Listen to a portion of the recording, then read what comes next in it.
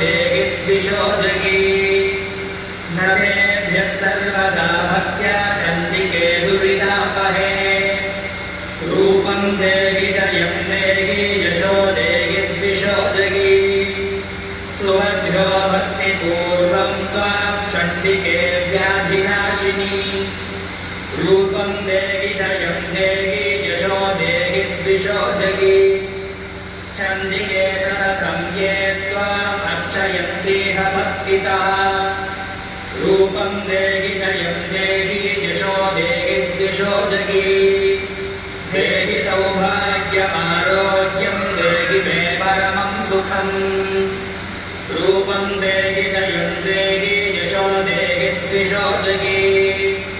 विधेहि द्विषदां नाशं विधेहि बलमुत्सकैः रूपं देहि जयं देहि यशो देहि दिशो जगी विधेहि देहि कल्याणं विधेहि परमां श्रियम् रूपं देहि जयं देहि यशो देहि दिशो चरणेऽम्बिके रूपं देहि जयं देहि यशो देहि दिशो जगी विद्यावन्तं यशस्वन्तं लक्ष्मीवन्तं जनं कुरु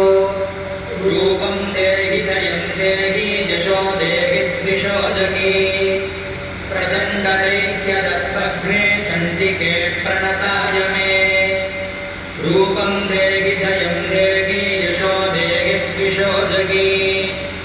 चतुर्भुजे चतुर्वक्त्र संस्तुते परमेश्वरी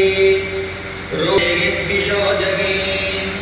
इन्द्राणीपति सद्भावपूजिते परमेश्वरी रूपं देहि जयं देहि यशो देहि दिशो जगी देवि प्रचण्डदोर्दण्डदैत्यदर्पविनाशिनी रूपं देहि जयं देहि यशो देहि दिशो जगी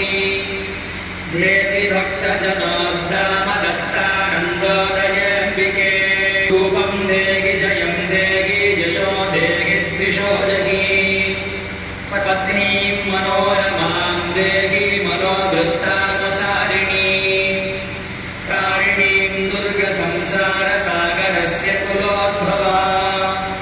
इदं स्तोत्रं पठित्वा तु महास्तोत्रं पठेन्नरः स तु सप्तशतीसङ्ख्यावरमाप्नोति सम्पदा इति देव्यार्गणा स्तोत्रं सम्पूर्णम्।